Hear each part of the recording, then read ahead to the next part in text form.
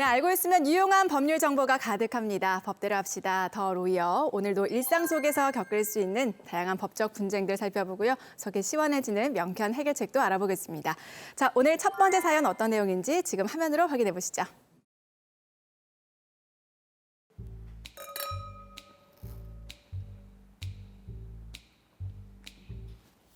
애심이 너 정말 오랜만에 동창회 나왔네. 그동안 남편 사업 때문에 해외 나가 있었죠. 그럼 언니 이제 완전히 들어오신 거예요? 그럼 베트남은 전문 경영인을 들여서 운영하기로 했어. 우리 자주 보자. 네. 아, 언니. 저랑 같은 아파트 사시더라고요. 그래? 더 잘 됐네. 그럼 우리 짠 한번 할까요? 로이어 요거를 위하여.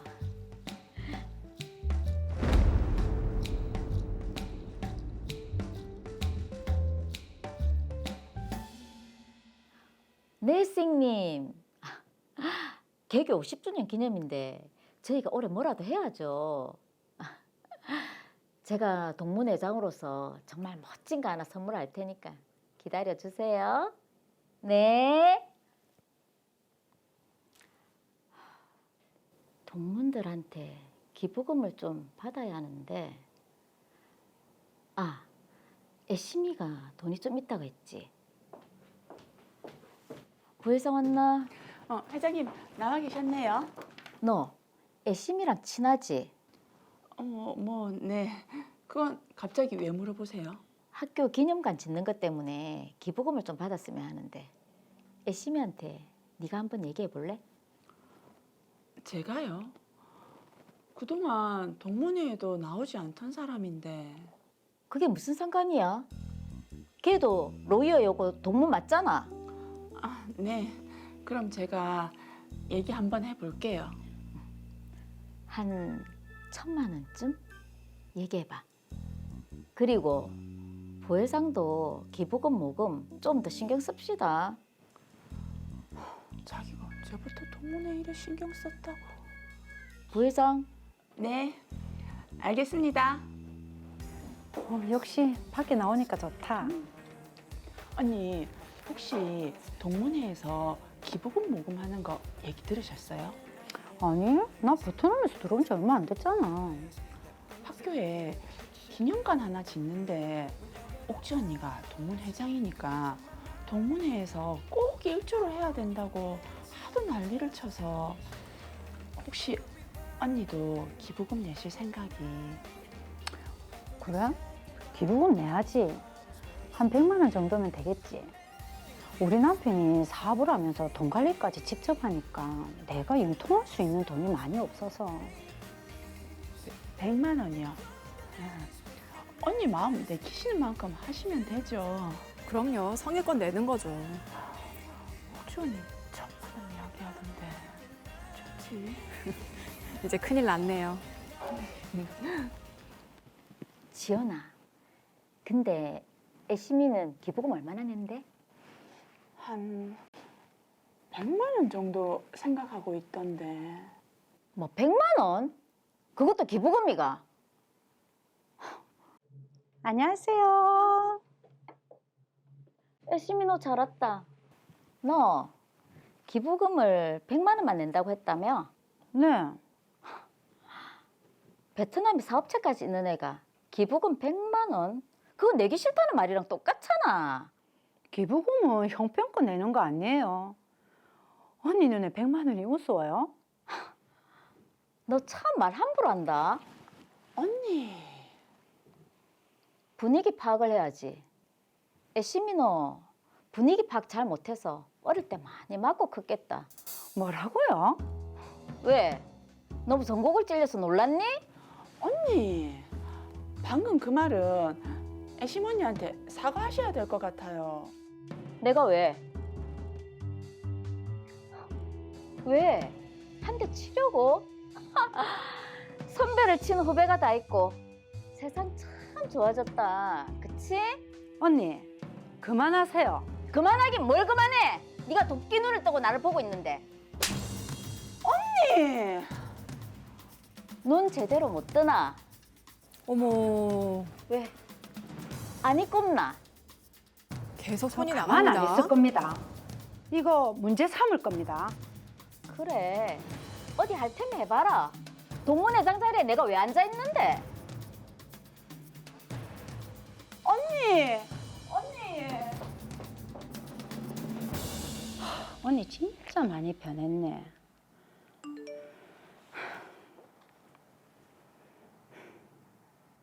무슨 더 할 말이 있다고? 지금 이 시간 이후로 답 안 하겠습니다. 이 언니 진짜 뭐지?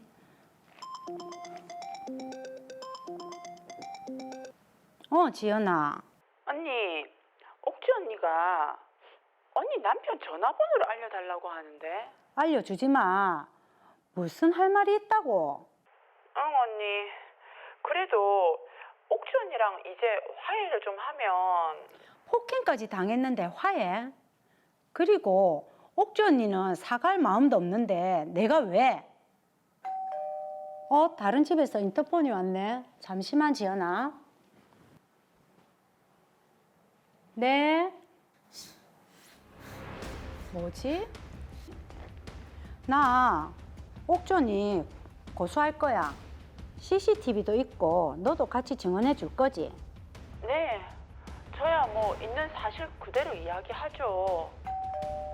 잠깐만 지연아. 올 누구죠? 사람이 없는데. 거슬리게 하네요.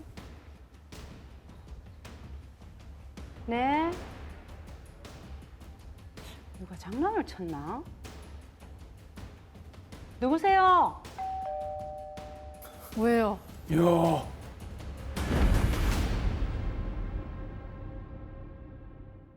자, 오랜만에 함께했던 동문의 인연이 정말 끔찍한 인연으로 변했습니다. 야, 지금 갑자기 좀 그 스릴러 영화 같이 섬찟해졌어요. 예. 빨리 지금 해결을 해봐야 될 것 같습니다. 사건 정리합니다. 더 로이어 사건 번호 제 419호입니다. 고교 동문사이인 윤애심, 정지연, 하옥주 씨. 윤애심 씨가 동문회에 나오기 시작한 후 하옥주 씨는 학교 발전 기금을 받기 위해 이야기를 나누던 중 금액을 두고 이견이 생겼는데요. 이 과정에서 하옥주 씨는 윤애심 씨에게 폭력을 행사했습니다. 이후 하옥주 씨는 일을 마무리 짓자며 연락을 해왔지만 윤애심 씨는 이를 거절했죠. 그러자 정지연 씨를 통해 윤애심 씨의 지인들 연락처를 수소문하기 시작했고 급기야 윤애심 씨 집 아파트 인터폰과 공동 현관 CCTV로도 연락을 취해왔는데요. 윤애심 씨는 과연 어떻게 해야 할까요? 자, 이게 이렇게까지 일이 커질 일인지 모르겠습니다. 그렇죠. 네, 지금 사소한 말다툼이 여러 법적 문제로 확대가 된 것 같은데요. 박범 변호사님 맞습니까? 예, 고교 동문 사이에 학교 발전 기금 조성을 위한 좋은 취지로 시작된 얘기가 모욕, 폭행, 스토킹 처벌법 위반 등의 형사 문제와 민사상 손해배상 청구까지 확대될 수 있는 상황으로 보입니다. 네. 지금 상황은 하옥주 씨가 감정을 제대로 컨트롤하지 못해 벌어진 일인데 현실에서도 이런 일은 매우 빈번하게 발생하고 있습니다.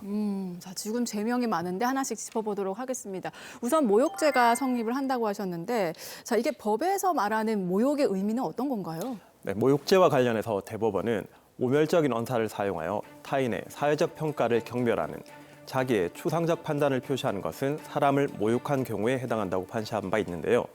명예훼손죄의 경우 사실적 시를 구속요건으로 하는 것과 달리 추상적인 판단과 감정으로 비난만 하더라도 모욕죄가 성립한다는 점에서 차이가 있습니다. 네. 쉽게 예를 들면 구체적인 사실을 포함하지 않은 욕설만 하더라도 모욕죄로 처벌될 수 있습니다. 근데 이게 그냥 욕설만 해서 되는 게 아니라 누군가가 그걸 듣고 봐야 이게 성립이 되는 거 아닌가요? 네, 역시 법을 전공하신 사무장이십니다. 그렇죠.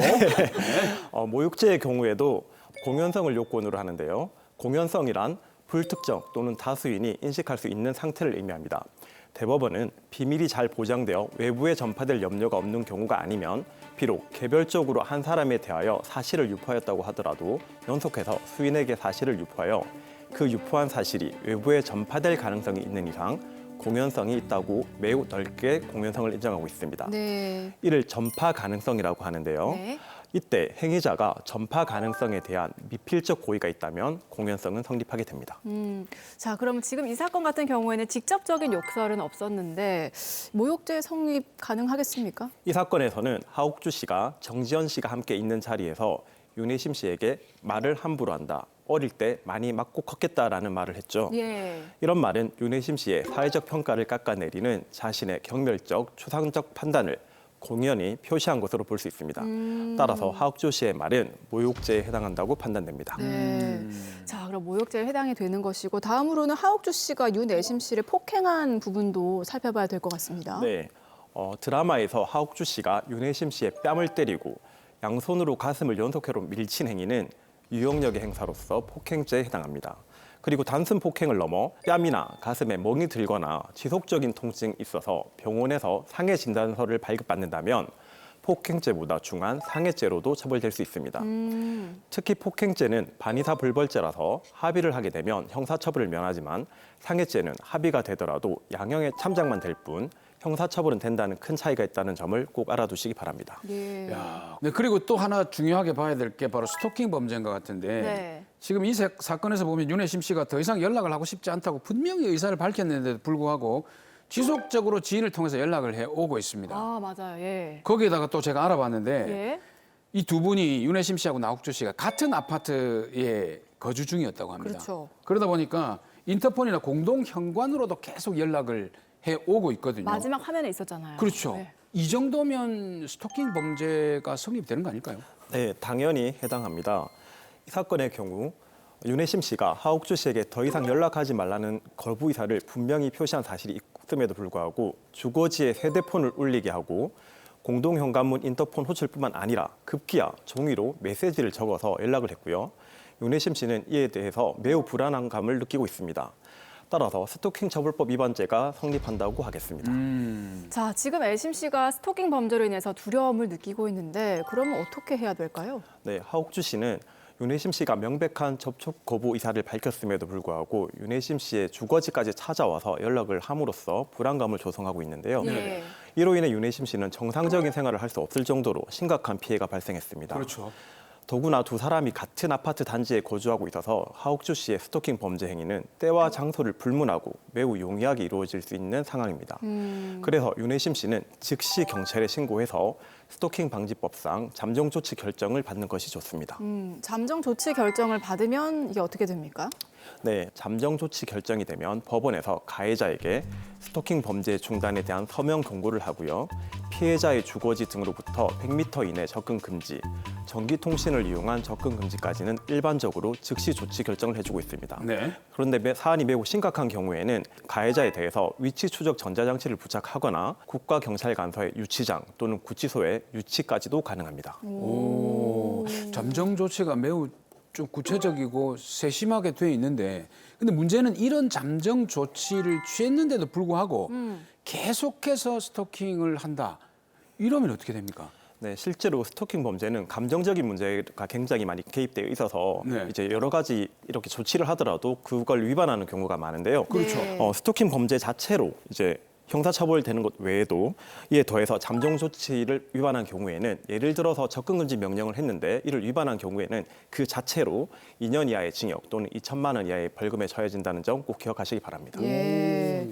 자, 다시 드라마로 돌아와서 지금 하옥주 씨는 이제 폭행, 모욕죄, 스토킹까지 세 가지 범죄가 성립을 하는데 이러면은 처벌 수위가 정말 세게 좀 가중 처벌되는 거 아닌가요? 네, 아무래도 세 가지 범죄가 성립된 걸 보면 가중처벌 될 수 있는데요. 네. 폭행죄는 2년 이하의 징역 또는 500만 원 이하의 벌금, 구류 또는 가류에, 모욕죄는 1년 이하의 징역이나 금고, 200만 원 이하의 벌금에, 스토킹 처벌법 위반죄는 3년 이하의 징역 또는 3천만 원 이하의 벌금에 처하도록 법정형이 규정되어 있습니다. 네. 그리고 이 세 가지 범죄가 경합돼서 처벌된다면 가장 중한 스토킹 처벌법 위반죄의 장기 또는 다액의 2분의 1까지 가중하여 가중 처벌된다는 점 아시면 됩니다. 예. 자, 그럼 혹시 합의를 하거나 피해자가 처벌까지는 원하지 않는다. 처벌 불원서를 받게 되면 이게 어떻게 됩니까? 네, 매우 좋은 질문이신데요. 폭행죄는 반의사불벌죄고요. 모욕죄는 친고죄입니다. 네. 그래서 피해자가 더 이상 처벌을 원하지 않는 의사를 수사기관이나 법원에 밝히게 되면 가해자는 형사처벌을 면하게 됩니다. 다만 스토킹 처벌법 위반죄의 경우 2023년 7월 11일부터 반의세 불벌죄 조항을 삭제함으로써 피해자가 처벌 불원의 의사를 밝히더라도 감형 요인은 될 수 있지만 형사처벌은 된다는 점을 꼭 유의하시기 바랍니다. 예. 자, 이렇게 형사적으로는 처벌은 받겠지만 또 민사로도 이제 피해 보상을 받아야 하지 않을까 싶거든요. 네, 민사적 손해배상 청구도 당연히 가능한데요. 예. 윤혜심 씨가 하옥주 씨를 폭행, 모욕, 스토킹 처벌법 위반 등의 혐의로 형사 고소한 것과는 별개로 이러한 불법 행위에 대한 손해배상, 그러니까 정신적 피해에 대한 위자료, 그리고 폭행을 당해 병원 치료를 받았다면 그 치료비 등 하옥주 씨의 행위로 발생하게 된 금전적 피해에 대해서 배상 청구가 가능합니다. 그렇죠. 청구는 가능하겠지만 이런 사건 같은 경우에는 아, 그렇죠. 증거 수집이 굉장히 좀 필요할 것 같은데 어떻습니까? 어떻게 하는 게 좋을까요? 네, 오늘 사무장님 굉장히 예리하신데요. 네. 왜 그랬지?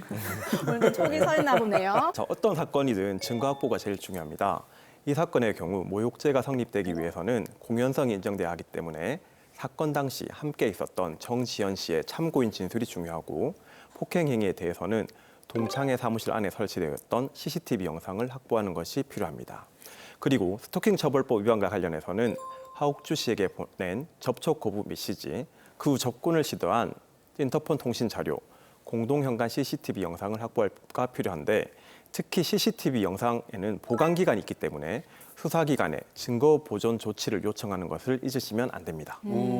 이게 사실은 보면 고등학교를 같이 졸업했잖아요. 어릴 때. 그렇죠. 그러다 보니까 좀 더 격이 없어요. 아. 그러니까 참아야 되는데 사회적인 다른 관계보다는 훨씬 더 참기가 좀 어렵지 않나. 어렵고. 그런 것 때문에 이런 일이 좀 많이 발생하는 것 같아요. 맞아. 오히려 친한 사이일수록 좀 예의 있게 돼야 되는데. 조심합시다. 네, 좀 선을 좀 지킵시다. 자, 마무리해 보겠습니다. 마지막으로 우리 윤애심 씨에게 한 말씀 해주시죠. 네, 오랜만에 만난 고교 동문 언니로부터 어처구니 없이 폭행을 당하고 모욕적인 언사까지 들은 것도 모자라서 지속적으로 스토킹 범죄를 당하고 계신 윤혜심 씨.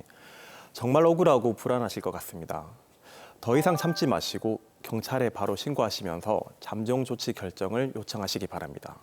그리고 단순 폭행이 아닌 상해죄로 처벌될 수 있도록 병원에 가셔서 상해 진단서를 발급받아 경찰에 접수하시기 바랍니다. 이때 무엇보다 중요한 것은 이러한 상황을 혼자서 해결하려고 하지 마시고요. 가족들이나 지인들에게 알려서 마음의 위안을 얻고 용기도 내셔서 제가 오늘 말씀드린 대로 차근차근 해결해 나가시길 바랍니다.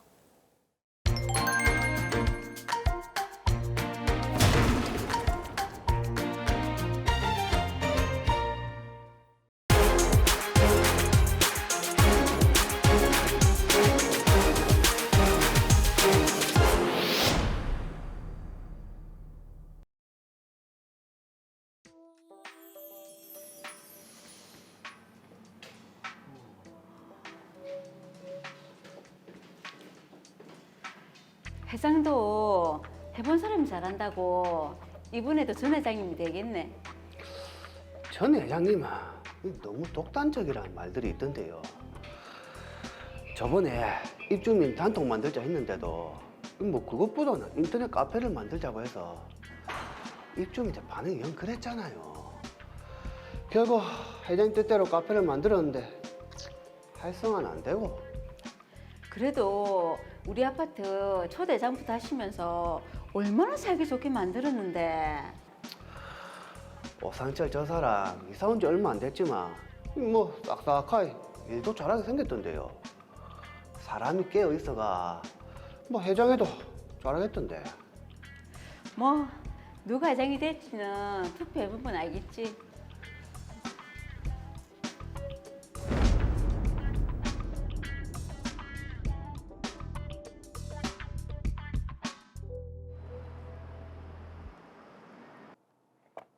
당선을 축하드립니다. 앞으로 잘 부탁드립니다, 회장님.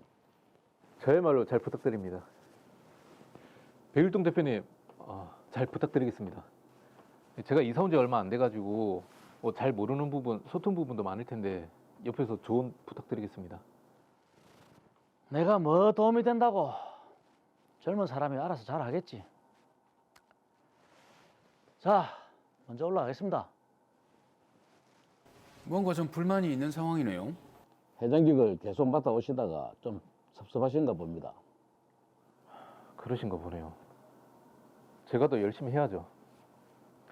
저는 관리사무소 온 김에 외벽 보수 공사랑 입주민 민원들 몇 건 있어가지고 상의 좀 하고 가겠습니다. 네, 그러세요. 그 외벽을 보니까 칠이 많이 벗겨졌더라고요. 와, 화단에 쓰레기 투기며 담배 꽁초며 너무 심하네.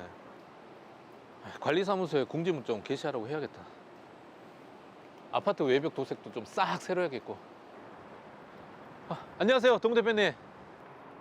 아, 예. 오늘 저녁에 입주민 대표 회의 있는 거 아시죠? 예, 압니다. 이 회의 때 의논 드리긴 하겠지만 이 아파트 화단에 조경수도 좀 보충하고요. 아파트 외벽 도색 한 지가 좀 됐죠? 내가 처음 회장 됐을 때 한 번 했는데 보니까 칠이 많이 벗겨졌더라고요. 그래서 다시 하면 어떨까 싶은데 주기도 된 것 같고요. 뭐 아직 안 해도 되겠구만. 괜히 관리비만 올라가지. 아니, 그래도 자, 나중에 회의 때 이야기합시다. 네, 들어오세요. 아직도 못마땅한 표정이시네요. 3대 입주자 대표 회장에 낙선한 이동춘 씨는 무슨 이유에서인지 제가 주도하는 회의나 일에 있어서 사사건건 반대하며 진행을 방해했습니다. 참. 어제 회의 때 회장이 엘리베이터에 전자 게시판을 설치하잖아, 뭐라나. 게시판이 있는데 뭐 한다고 또 새로 합니까? 그러니까 내 말이 요즘 새로 짓는 아파트들은 다 전자 게시판이라면서. 안 그래도 요즘 전기세가 많이 올랐는데 그거 설치하는 비용이랑 전기세는 어디서 나가겠어요? 다 관리비에서 나가지. 쓸데없이 화단에 나무 더 심는다고 관리비 쓰고 회사 투마는. 그러고 보니 요 몇 달 사이에 관리비가 너무 올랐던데요. 내 말이 굳이 안 해도 되는데 업체 사람들한테 뭐 얻어먹은 게 있는 건지.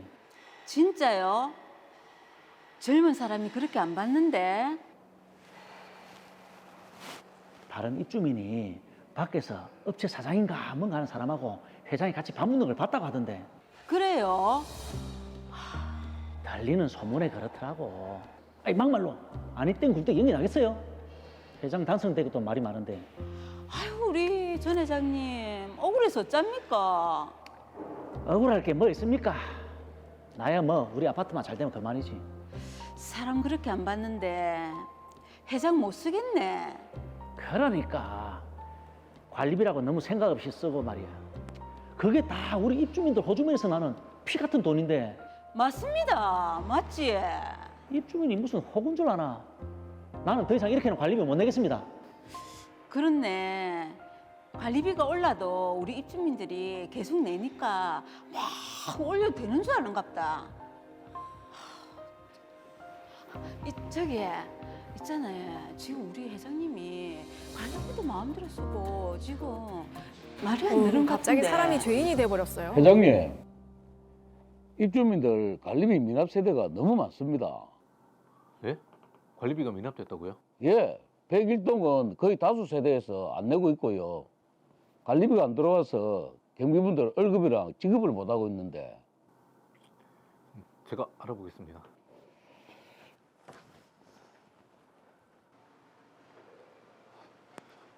회장님, 그 소문 들었어요. 무슨 소문이요? 회장님 당선되고 관리비 급증했다고 뭔가 선정 업체들이랑 짜고 올렸다. 아니, 회장 당선된 것도 부정선거한 거다. 말들이 많은 것 같은데요. 네? 부정선거라뇨? 저 그런 적 없습니다. 업체들이랑 짠 적도 없고요. 그렇죠. 네. 아파트 보수랑 조경 정리한다고 뭐 관리비가 오르긴 했지만 결의나 회계 다 투명하게 공개 처리했습니다. 업체랑 짠 적도 없고요. 이게 소문이 어디서 났는지 모르겠는데 관리비 내지 말자는 세대들도 있는 것 같고. 와, 진짜 너무 잘하시네. 일단 알겠습니다.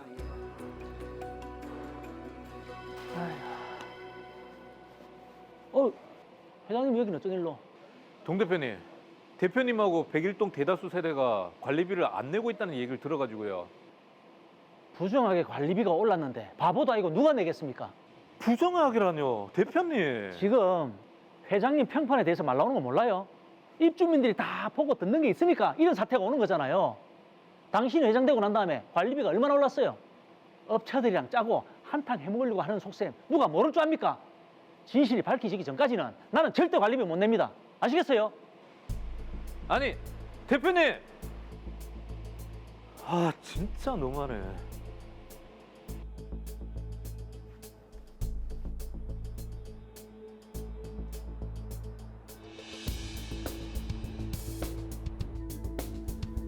사태는 제가 손꼽을 겨를도 없이 심각해졌습니다. 회장님, 관리비 미납 세대가 너무 많아서 골치가 아파 죽겠습니다.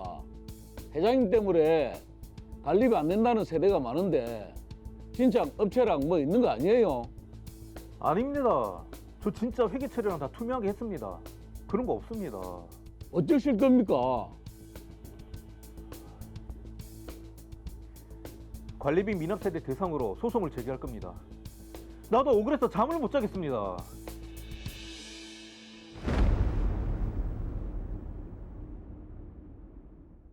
네, 없던 일이 뭔가 있는 것처럼 소문이 나고 소문이 기정사실화 되어버린 정말 억울한 상황이네요. 그렇죠. 이게 뭔가 부정한 방법으로 선거가 이루어진 것 같지는 않거든요. 네. 이제 빠른 해결책을 한번 찾아보도록 하겠습니다. 사건 정리합니다. 더 로이어 사건 번호 제420호입니다.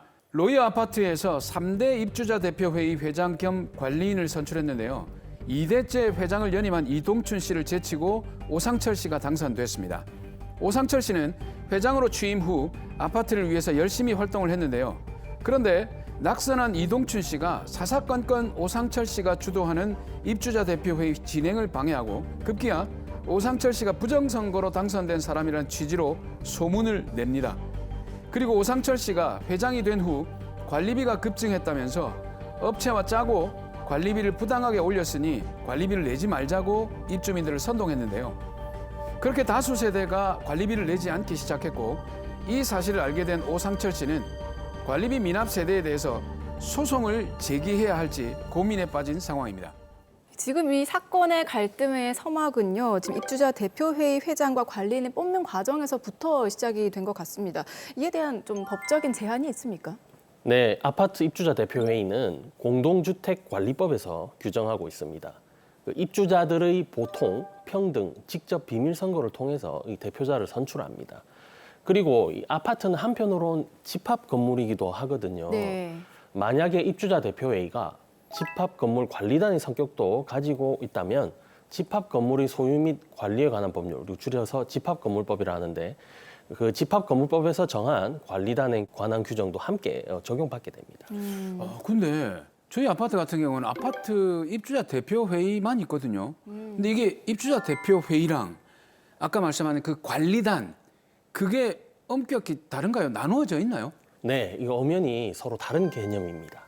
입주자 대표회의는 말 그대로 이게 입주자들이 동별 대표자를 뽑고 또 동별 세대수에 비례해서 이 전체 입주자 대표회의의 회장을 선출하는 구조인데요. 네. 이 집합건물관리단은 건물의 이제 구분 소유자들이 모여서 집합 건물의 관리 등에 관한 사항을 결정하는 단체이고 이 관리 규약과 관리단 집회를 통해서 이 관리인을 선출하는 구조입니다. 이 두 단체가 매우 비슷해 보이지만 서로 다르고요. 실제로 아파트 입주자 대표회의가 관리단의 이 성질도 겸할 수도 있고 또 아닐 수도 있습니다. 자, 그럼 드라마 사라에서의 입주자 대표회의 회장 오상철 씨의 경우는 어떻습니까? 제가 미리 조사를 해봤는데요. 이 관리 규약이나 입대위 관련 규정을 다 종합해서 보니까 이 로이어 아파트는 입주자 대표 회의가 구분 소유자들로 구성된 관리단의 성질을 함께 겸하게 되어 있었습니다. 네. 그리고 입주자 대표회의 회장이 집합건물 관리인이 될 수 있도록 구성이 되어 있었고요. 그러니까 이 오상철 씨는 공동주택관리법상 입주자 대표회의 회장이자 집합건물법상의 집합건물을 관리인이기도 한 겁니다. 자, 그런데 문제는 이제 전 회장이자 현재 백일동 동대표인 이동춘 씨인데 이분이 이제 오상철 씨가 부정선거로 선출됐다고 주장을 하고 있어요. 네, 이 부분도 제가 사전에 자세히 조사를 해보니까요. 오상철 씨가 부정선거를 저질렀다고 볼 수 있는 그 어떠한 객관적 증거를 찾아볼 수가 없었습니다. 아마 이동춘 씨가 초대 2대 회장이었잖아요. 예. 자신이 이제 연임하지 못하게 되니까 불만을 품고 이런 헛소문을 낸 것으로 의심됩니다. 근데 이제 부정선거를 저질렀다는 그 어떤 객관적인 증거도 없다고 하셨는데 투표를 한 지는 이미 시간이 좀 많이 지났거든요. 그렇다면 이게 부정선거가 아니라 잘 치루어진 합법적인 선거라는 그런 거는 또 어떻게 확인할 수가 있습니까? 네, 이게 회의록을 보니까요. 이 투표에 관한 자세한 상황이 잘 나와 있었거든요. 네. 또 투표 용지도 모두 다 확인이 가능했습니다. 투표 절차도 보통 평등 직접 비밀 선거의 원칙에 잘 따른 것으로 확인이 되었어요. 요즘은 이제 관리 규약에 따라 이 회의 과정이나 이 투표 절차를 녹음하거나 영상으로 녹화하는 경우가 참 많거든요. 네. 제가 조사해 보니까 이 로이 아파트의 경우에도 이 회의 과정, 개표 과정을 모두 잘 녹화를 해두었습니다. 그래서 이러한 과정을 잘 확인할 수가 있었으니까요. 이 아파트, 이 집합 건물 대표자를 선출할 때는 가급적 녹음이나 녹화를 해두는 것이 혹시 있을지 모르는 분쟁 해결에 도움이 될 수 있겠죠. 네, 그렇네요. 자, 그렇다면 지금 이동춘 씨가 헛소문을 흘려서 입주민들을 선동한 건데 이건 범죄에 해당하는 거 아닙니까? 당연히 범죄에 해당할 수가 있습니다. 이 이동춘 씨는 이 근거 없는 이제 허위 사실로 오상철 씨의 명예를 훼손한 건데요.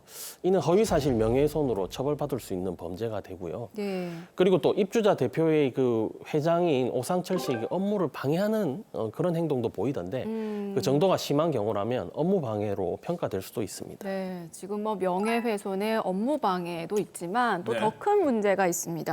바로 이동춘 씨가 관리비를 내지 말자라고 선동을 하면서 다수의 세대가 관리비를 안 내고 있거든요. 그렇죠. 위탁업체도 지금 단단히 화가 난 것 같아요. 그렇습니다. 이 지금 관리비 미납 문제 해결이 제일 시급해 보입니다. 이 관리비를 미납한 이 세대들이 이 부정하게 관리비가 인상됐다 이런 소문을 듣고 내고 있지 않는 상황이거든요. 예. 다행히 오상철 씨는 관리비를 징수하고 처리하고 그리고 각종 활동에서 그 여러 근거를 잘 남겨두었던 것이 확인이 됐습니다. 네. 회계 처리도 굉장히 투명하게 한 것으로 보였어요. 그러니까 오상철 씨는 이동춘 씨 그리고 이 이동춘 씨와 그 같은 이 선동하고 있는 박선자 씨와 같은 그런 주민들이 이 선동한 일부 입주민들이 관리비를 안 내는 부분에 대해서 네. 관리비 청구 소송을 제기하셔야 할 것으로 보입니다. 그런데 말입니다. 제가 쭉 이후 상황을 조사를 해보니까 못하겠다. 너무 집중이 안 되네요. 예. 근데 이게 지금 중요한 게 오상철 씨가 관리비 미납 세대를 소송을 제기하겠다고 하니까 위탁업체 대표 김만덕 씨가 일은 우리가 했으니까 우리가 소송을 하겠다라고 주장을 하고 있거든요. 이게 관리업체, 그러니까 위탁 관리업체가 소송을 할 수 있습니까? 네, 이 집합 건물의 이 관리비를 징수할 권한은 원칙적으로 이제 관리단에게 있습니다. 그리고 이제 관리인은 각 구분 소유자에게 관리비를 청구하고 수령하고 관리할 수 있고 또 관리단을 대표해서 재판상 또는 재판회 행위를 모두 수행할 수가 있거든요. 네. 그래서 이 오상철 씨가 관리단의 이름으로 관리비 청구 소송을 제기하는 것이 맞습니다. 다만 이제 매우 예외적으로 위탁 관리업체가 직접 관리비를 청구할 수 있는 경우도 있긴 합니다. 매우 예외적이라면 어떤 경우입니까?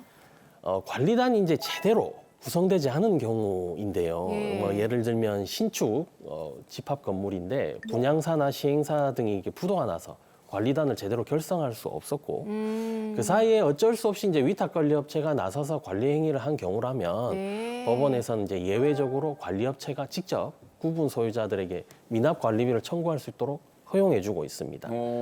아니면 이제 관리단에서 관리업체에게 관리비 청구 등 이런 권한을 다 규약으로 위임한 경우라면 관리업체가 또 관리비 청구 소송을 제기할 수가 있거든요. 네. 하지만 이제 드라마 사례의 로이 아파트는 입주자 대표 회의와 관리단이 잘 구성이 되어 있고 또 관리 규약에서 김만덕 씨 관리업체에게 그 관리비 청구 권한을 위임한다는 그런 내용은 없었습니다. 그러니까 이번 이제 관리비 미납 청구 소송 문제는 오상철 씨가 대표자로 된 관리단만이 원고의 자격을 갖추고 있는 것으로 보입니다. 그러면 이 관리비 미납에 대한 소송 또는 뭐 법적 조치를 할 때 유의해야 될 점, 요거는 조심해야 된다 이런 게 있습니까?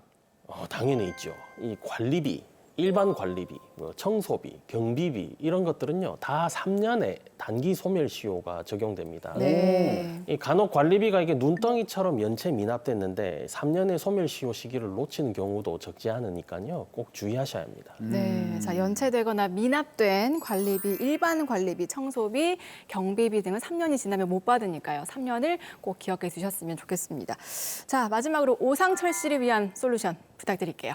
네, 오상철 씨. 우선 이 관리비 미납 문제를 빨리 해결해야 하니까 관리단의 이름으로 미납 관리비 청구 소송을 제기하셔야 할 것 같습니다. 그리고 김만덕 씨의 관리업체는 관리비를 직접 청구할 권한이 없어 보이니까 이 부분은 헷갈릴 필요가 없을 것 같아요. 그리고 이제 이동춘 씨로 인해서 주민 선동 등 여러 문제가 좀 심각해 보이는데요. 이동춘 씨를 상대로 명예훼손, 업무방해 등 형사고소를 제기하는 것도 고려해 보셔야 할 것 같습니다. 이 아파트 등 집합건물 관리단에 관한 분쟁은 사실 매우 첨예하고 복잡합니다. 그렇기 때문에 반드시 법률 전문가와 상의하셔서 잘 결정하시기를 권유하겠습니다.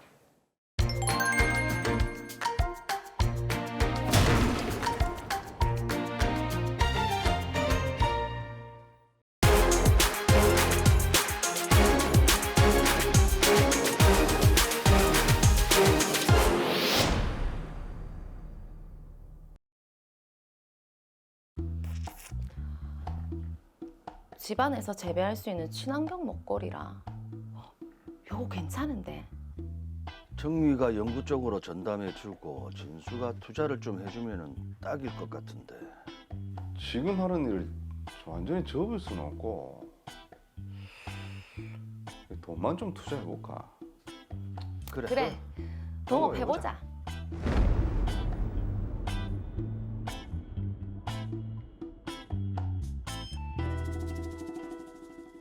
아이고, 신소재 개발 계획서는 다 마무리했고. 아이고 죽겠네. 이 나이에 뭔 야근이 몇 말이고. 동기들은 다 독립해서 지사업 잘 꾸리고 있던데. 에휴.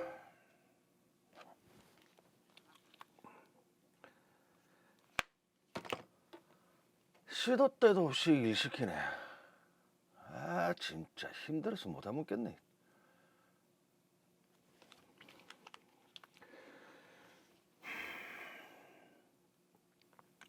내일 아침 일찍 출근하겠습니다.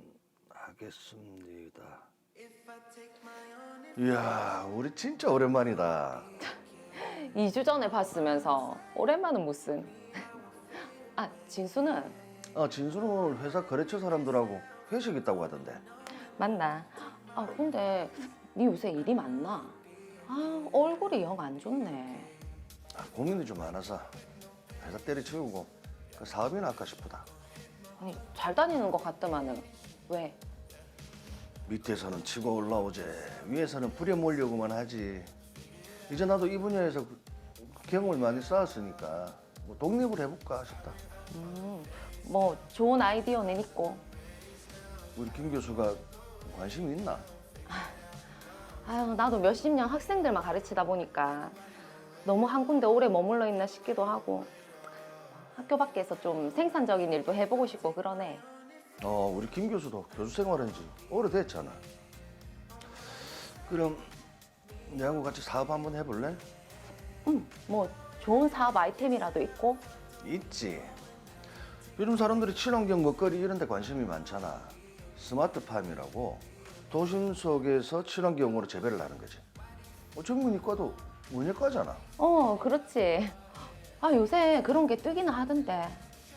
정민이가 연구 쪽으로 맡아주고 내가 거래처나 사업 전반적으로 계획을 하면 어떻겠나? 좋은데? 아, 근데 우리 둘이 하기에는 자금이 좀 부족하지 않겠나? 그럼 진수한테 한번 물어볼까? 오케이. 그럼 내가 일단 진수한테 통화를 하고 연락할게. 그래. 아, 일단 구상하고 있는 거 얘기나 좀 더 해봐봐. 그 스마트팜이라고 해가지고. 진수야, 어떻노? 뭐 아이디어는 좋네. 완전 합류는 아니더라도 투자는 할 생각이 있다고?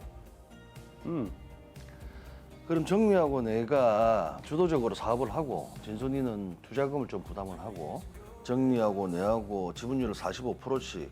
진순이는 일은 하지 않고 투자금만 좀 부담하고 싶다고 했으니까 지분을 10% 받아가는 건 어떻노?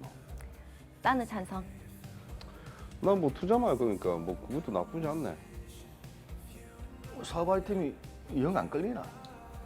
그건 아닌데 이 아이템은 좋은데 내가 옛날에 그 아는 형들하고 동업을 같이 해가지고 크게 한번 뒤있다 얘가. 진짜?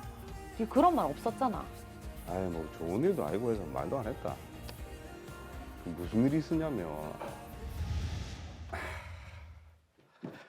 아이고 그래도 오늘 디저트 종류 많이 빠졌네. 그래도 장사 잘 돼서 다행이다.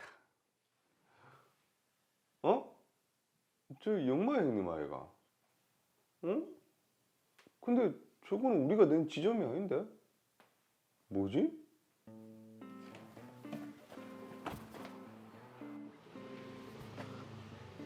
아 형님, 이 가게 뭡니까? 진수야, 그게 아니고 내가 내 자금으로 하나 냈다. 에? 아니 우리한테 상의도 없이 너무한 거 아닙니까? 그리고 우리 같이 동업하는 가게 근처에 비슷한 가게 내면 어쩝니까 진짜?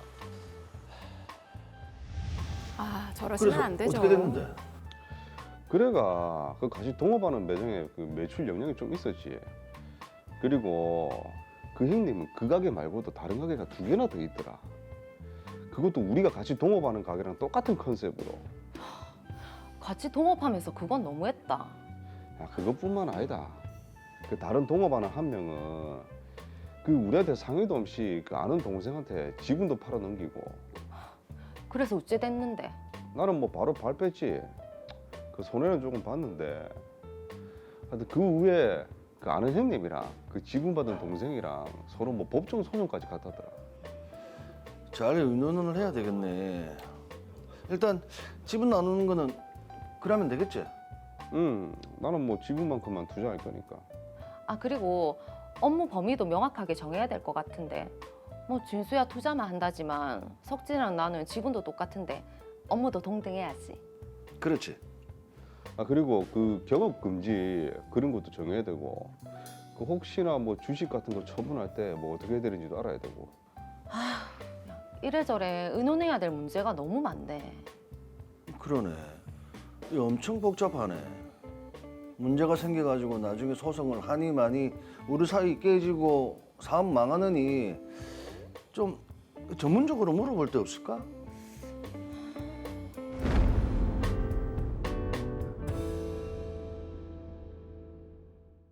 네, 세 사람이 이제 오랜 친구인데 이제 동업을 앞두고 고민이 깊어졌네요. 그렇죠. 전문적으로 물어볼 데 없을까? 있지요? 바로 여기 있습니다. 더 로이어에 물어보시면 됩니다. 오늘은 사실 이제 생긴 분쟁을 해결하는 문제가 아니라 일단은 사전에 미리 철저히 대비해보자 이런 목적이 있는 것 같습니다. 네. 먼저 사건 정리해보죠. 더 로이어 사건 번호 제421호입니다. 김정미, 고진수, 나석진 씨는 아주 절친한 사이인데요. 나석진 씨는 회사에서 오랜 기간 일한 노하우와 전문성을 가지고 자신만의 사업을 하려는 계획을 세웠습니다. 그리고 김정미 씨와 고진수 씨에게 동업을 하자고 제안하죠. 세 사람은 주식회사를 설립해서 사업을 하기로 의기투합했습니다. 나석진 씨와 김정미 씨는 사업을 주도하면서 각자 지분을 45%씩 받기로 하고 고진수 씨는 투자금만을 일부 부담하고 일하지 않는 대신에 지분 10%를 받기로 했는데요. 하지만 막상 사업을 시작하려고 하니 고진수 씨의 과거 동업 실패담부터 해결해야 할 문제가 많은데요. 그래서 동업을 시작하기 전 전문적인 조언을 얻기 위해 더 로이어에 의뢰해 왔습니다. 자, 친한 사이에 동업을 하면은 뭐 돈도 잃고 친구도 잃는다 이런 말이 있잖아요. 그렇죠. 그만큼 동업은 또 신중해야 되고 분쟁도 또 많이 발생하는 것 같아요. 그렇습니다. 동업을 계획하고 계신 분은 사람을 잃기 전에 먼저 집중해서 필기 준비하십시오. 좋습니다. 자, 지금 세 친구가 이제 의논을 하면서 수익 분배부터 역할, 또 경업 금지 등등 협의해야 할 문제가 굉장히 많은데, 자, 이런 문제를 미리 좀 예방할 수 있는 방법이 있을까 궁금합니다. 김영우 변호사님. 네, 이런 문제를 방지하기 위해서 가장 많이 사용되는 방법이 바로 주주간 계약 또는 동업자 계약입니다.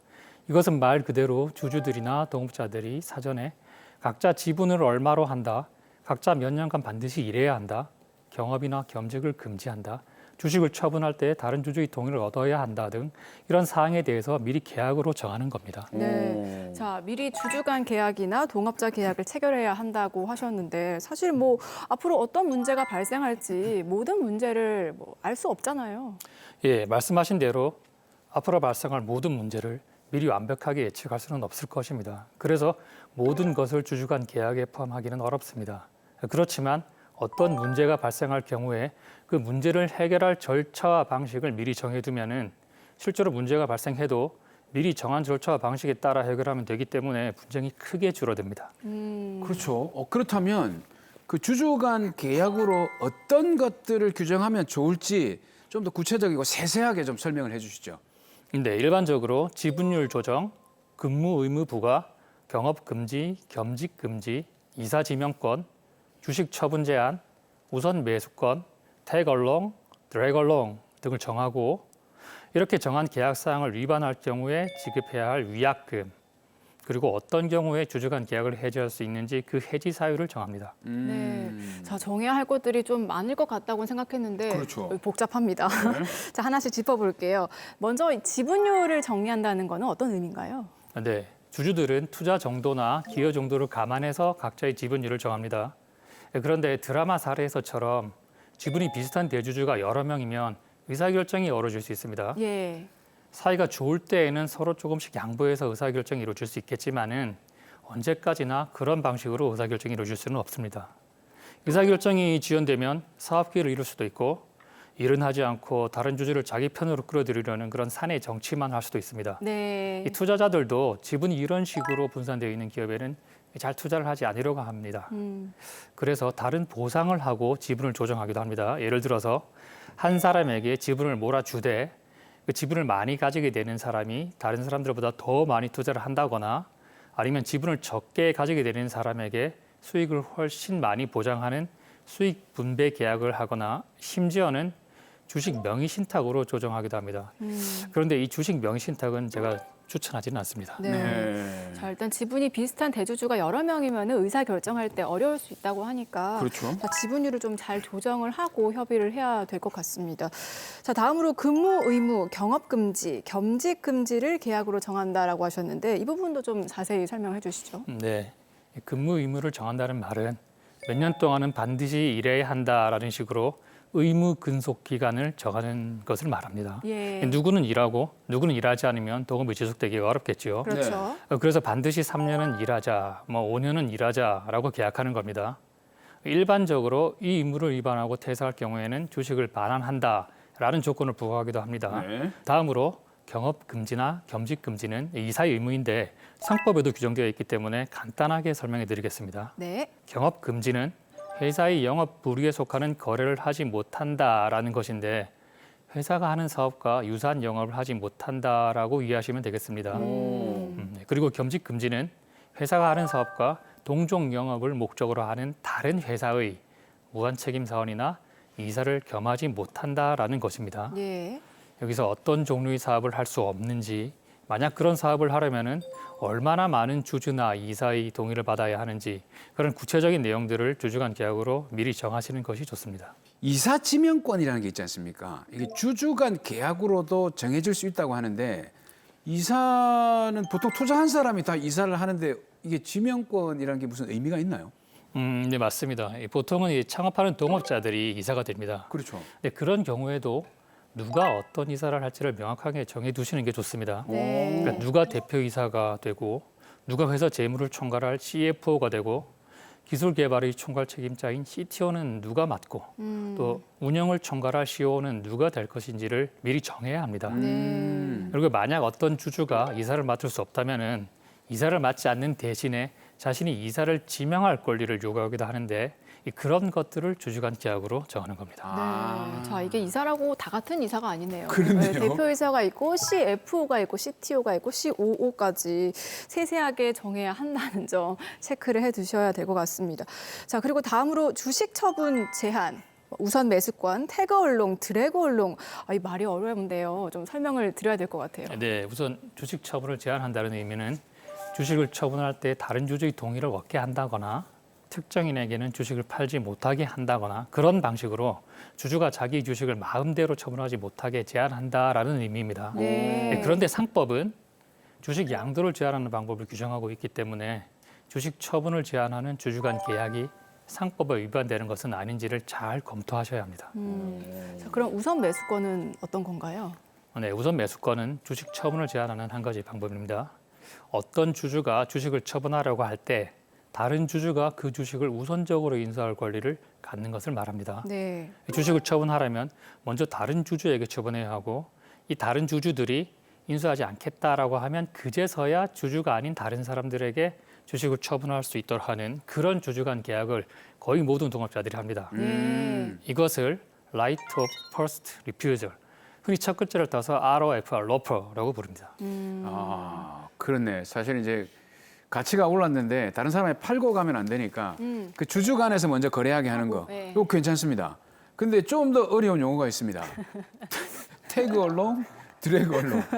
와, 이건 진짜 바로 직관적으로 안 들어오거든요. 설명 좀 부탁드릴게요. 네, 이 태걸롱, 드래걸롱도 주식 처분을 제한하는 방법입니다.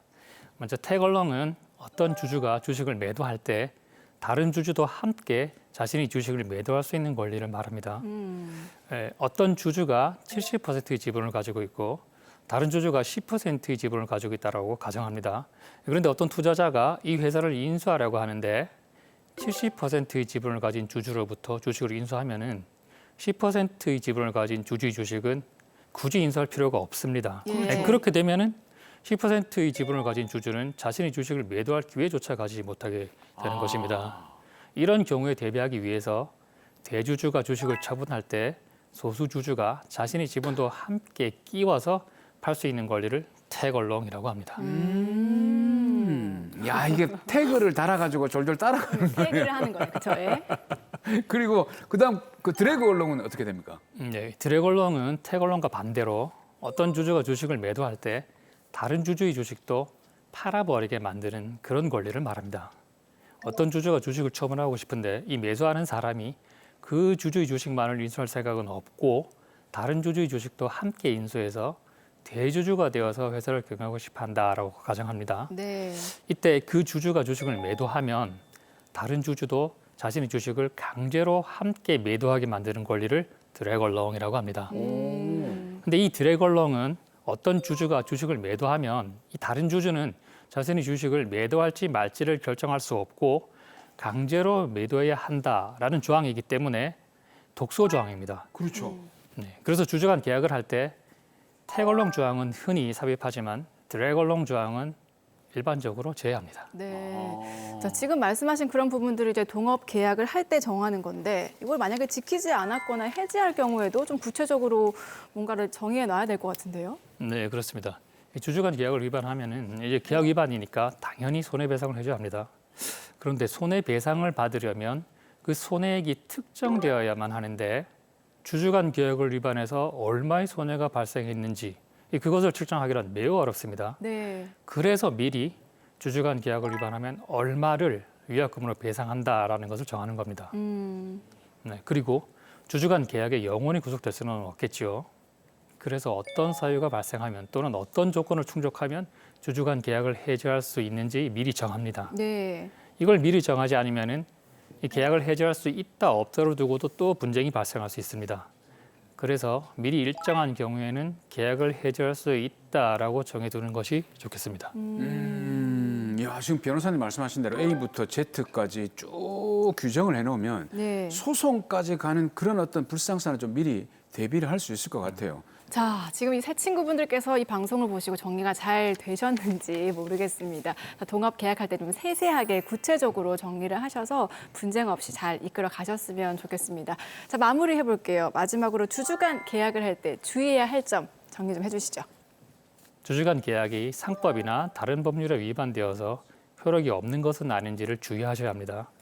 특히 상장 기업에 대해서는 법률이 더욱 엄격하게 규율하고 있기 때문에 주주 간 계약의 효력을 더욱 주의 깊게 파악하셔야 합니다. 그리고 주주 간 계약의 효력이 주주 사이에서의 효력과 회사에 대한 효력이 서로 다를 수가 있습니다. 예를 들어서 주식 처분을 제한하는 주주 간 계약 조항을 위반한 경우에 주주 사이에서는 그 조항이 유효해서 계약 위반을 이유로 위약금을 청구할 수도 있습니다. 하지만 회사에 대해서는 그 조항이 무효라서 주식을 인수한 사람을 주주로 인정해야 하는 경우도 있습니다. 네. 이런 것들에 주의하셔서 주주 간 계약을 하시고 동업을 시작하기 전에 분쟁이 발생할 여지를 최소화해서 동업을 오래 지속하시기를 바랍니다.